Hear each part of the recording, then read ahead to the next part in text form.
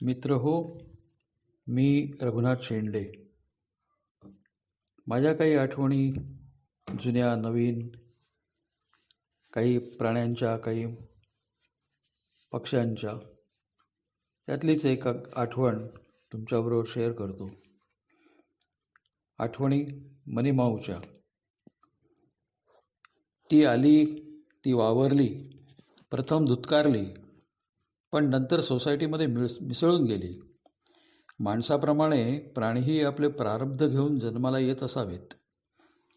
एक मांजर, पांढरी शुभ्र, स्वच्छ धुतलेली, प्रथम पाहिली शृंगेरी सोसायटीच्या पार्किंगमध्ये गाडी बाहेर काढत असताना.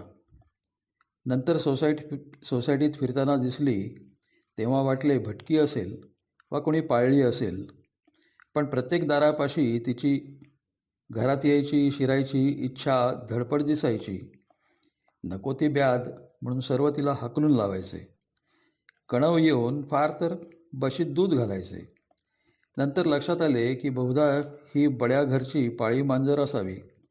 कुणा बंगलेवाल्याच्या मोटारीतून पाठीमागच्या गॅरेजमध्ये व वर्कशॉपमध्ये मालकाच्या नकळत सोबत आली असावी. बाहेर उतरली, रस्ता चुकून निर्धास्तपणे आमच्या सोसायटीत शिरली. मालक निघून गेला आणि ही बेवारशी झाली. सोसायटीतील लहान मुलांना स्वाभाविक प्राण्यांची आवड असते, दूध घालायची. शेजारच्या काही मंडळींनाही प्राण्यांचा लळा होता म्हणून टिकली. ही मांजर रंगाने पांढरी धोप, बऱ्यापैकी लव अंगावर, दोन्ही डोळे मात्र वेगळ्या रंगाचे, एक निळा एक हिरवा. चालायच्या ऐटीत धांदल नाही. रस्ता ओलांडताना ही तीच ऐट. कुत्र्यांची धास्तीच नाही. निर्भय चाल. कुत्रेही मागे लागत नसत, बहुधा टरकून असतील. असा राजसवाणा रुबाब. आमच्या दरवाजातही तिचा पदरव असायचा. दूध पिऊन निघून जायची. शेजारणीला मांजरांची नावड. केस गळतात हे अनारोग्यकारक म्हणून घालवून द्यायची. तिची म्याव म्याव ऐकून मांजरही हुशार. तिला ऐकू जाणार नाही एवढ्याच आवाजात ती आमच्या दरवाजा फटीत तोंड घालून साथ द्यायची. सकाळी सकाळी आम्ही हॉलमध्येच असल्याने दरवाजा उघडून तिला घरात बशीत दूध घालू लागलो. आम्ही दोघेही नोकरीस जाणारे. येथे मुक्कामाची शक्यता नसल्याचे तिला समजल्यासारखे सुज्ञपणे नंतर ती निघून जाई. हळूहळू ओळख वाढली तशी या बाई आमच्या बिछाण्यावर येऊन लोळू लागल्या. पण मोठा हुशार प्राणी थोडा वेळच तेथे काढून दंगामस्ती न करता आम्हाला जणू बाय करून बाहेर निघून जाई. आम्ही दोघे घरी नसतो, कामावर जातो हे तिला कळते की काय तीच जाणे. घरात घुसण्याचा, ठाण मांडून बसण्याचा आगाऊपणा नाही, आळस नाही. तिला आंघोळ घालण्याचा प्रयत्नही केला. अंगावर पाणी टाकलेले आवडत नसावे. ताब्यातून उडी मारून छू व्हायची. मग स्वतःचे अंग चाटून पुसून स्वच्छ. क्वचित संध्याकाळी फेरी असायची, पण खरीत गंमत तर पुढेच. रात्रीचे जेवण झाल्यावर 9च्या सुमाराला आम्ही दोघे गच्चीत फेऱ्या मारत असू. या मनीमाऊ आमच्याबरोबर फेऱ्या मारायला हजर. यापुढची मजल म्हणजे एखादी फेरी सोबत मारून झाली की विशिष्ट आवाज काढून मला उचलून घे ची मागणी. मी तिला उचलून हाताच्या घडीवर घ्यायचे आणि फेऱ्या मारायचे. ही सवय मी तिला लावली की काय न कळे, पण तिचा हेतू, तिची मागणी मला कळायची. 2-3 फेऱ्या मारून झाल्या की स्वारी उतरून जायची, समाधान झाल्यासारखी, अन कुठे निघून जायची. आम्हाला तिचा आणि तिला आमचा लळा लागला होता. घरी एकदा आईस्क्रीम केले होते आणि गच्चीत बसून खात असताना तिलाही थोडे खाऊ घातले. तिला ते प्रचंड आवडले, असे की जणू लहान मूल. आवडीने खायची, पण कधी कुठे तोंड घातले नाही. खानदानीच. एकदा उंदीर मारून आपले कौतुक दाखवायला घरात आणला. तिच्या मते तिची हुशारकी असेल, पण आमची मात्र घाबरगुंडी उडाली. किळस वाटली, भीती वाटली की ही घाण अशीच घरात आणते की काय. हाकलून लावली. ते कारण तिला कळले असावे. परत उंदीर मारून घरात आणला नाही. रुसली पण नाही, कारण रोजचा भेटीचा दिनक्रम तिने कधी चुकवला नाही. प्राण्यांना भावना असतात, तर त्यांना दाखवता येतात का? असाच एक प्रसंग. मनीमाऊ पोटुशी होती. रात्रीची वेळ, अस्वस्थ होती. बहुधा कळा येत असाव्या. पोटातून गुरगुर आवाज येत होता. वेगळाच आवाज काढीत होती. हिने तिला मांडीवर घेतली. पोटावरून सावकाश हात फिरवीत राहिली. बराच वेळ मनीमाऊ शांत होत पडून राहिली. अस्वस्थता जारी, पण फिरवलेला हात तिला शांत करत होता, आश्वस्त करत होता.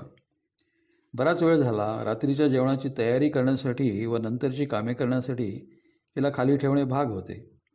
ही उठली. बाईसाहेब उतरल्या, चालू पडल्या. पण विस्मय पुढेच. दुसऱ्या दिवशी सकाळी नेहमीप्रमाणे दुधासाठी साद घालून दूध पिऊन निघताना विशिष्ट आवाज काढत हिच्याकडे पाहत 4 पायऱ्या खाली उतरायची, परत चढायची. आपल्याबरोबर यावे असं सुचवत. आम्ही पण हे समजून एखादा जिना तिच्याबरोबर उतरलो. पण तिला काय दाखवायचे ते न दिसल्याने वा न समजल्याने आणखी खाली उतरलो नाही आणि घरी परतलो.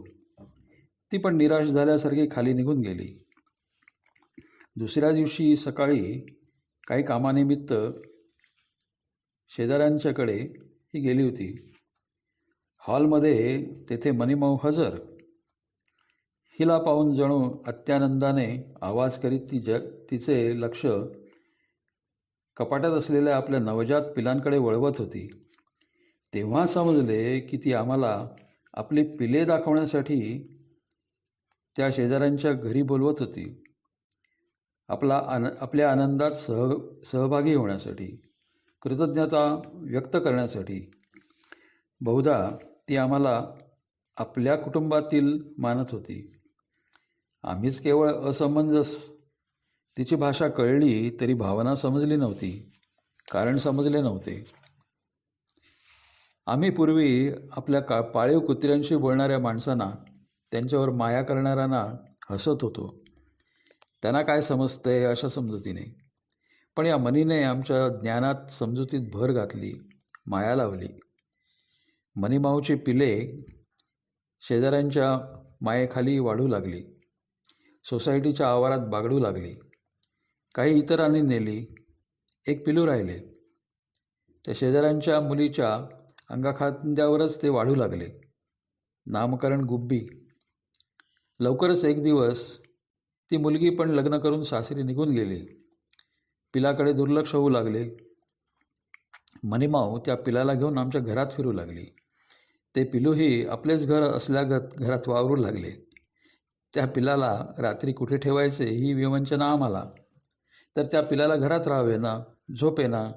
त्याला गच्चीतल्या किड्यांची शिकार करायची असायची. जाणार आपल्या मूळ धर्मावरच. एका रात्री पिलाने केली शू. त्याच्या आईने म्हणजे मनीमाऊने शहाणे आईसारखे फरशी चाटून पुसून साफ केली. पिलाच्या रात्रीच्या धुळघुशीमुळे त्याला बाहेर गच्चीत जाऊ दिले. पिल्लू दिवसभर सोसायटीमध्ये फिरत असे. सोसायटीतल्या छोट्या मुलांनी एक दिवस त्याला आमच्या घरी आणून घातले. काका, तुमचे पिल्लू वाट चुकले होते, हे घ्या. आता मुलांना काय सांगणार? ते आमचे खास नाही, स्वतंत्र आहे आणि त्याला स्वतंत्रच राहायचं आहे. काही दिवसांनी मनीमाऊ कुठे गायब झाली कळेच ना. बरेच दिवस सोसायटीत फिरकली नव्हती. पिलू आमच्याकडे दिवसा वावरत असे. हिच्या पावलापासून खांद्यापर्यंत चढत असे. बशीतून दूध पित असे आणि दिवस रात्र बाहेर उंडारत असे. वियोग. एक दिवशी मनीमाऊ सोसायटीत दिसली. घरात बोलावली तर घरात आली, पण नूर वेगळाच होता. अस्वच्छ तर होताच. काळवंडली होती, पण घुश्यात होती. आवाजात कर्कशपणा जाणवत होता. अंगावरून हात फिरवू देत नव्हती. तिला माया जाणवत नव्हती. कदाचित सोसायटी बाहेरच्या जगात कटू अनुभव आले असतील. पिलाला जवळ घेऊन तिच्या जवळ बसलो. कदाचित राग मावळेल तर आपल्या स्वतःच्या पिलावरच गुरगुरली. आम्ही हतबुद्ध. प्राणी जगतात काही वेगळे नियम असतील. पिलू घाबरून माझ्या अंगावर चढलेले. त्यालाही प्रतिक्रिया अनपेक्षित. तिच्यासारखा मृदू आवाज काढून हळूहळू तिच्या अंगावरून हात फिरवत तिचा राग शांत केला. मवाळ झाल्याचे जाणवले. परत पिलावर गुरगुरली नाही, पण त्याला चाटलेसुद्धा नाही. थोडा वेळ थांबून नंतर निघून गेली. काही दिवस येत राहिली, पण पूर्वीची रया गेली होती.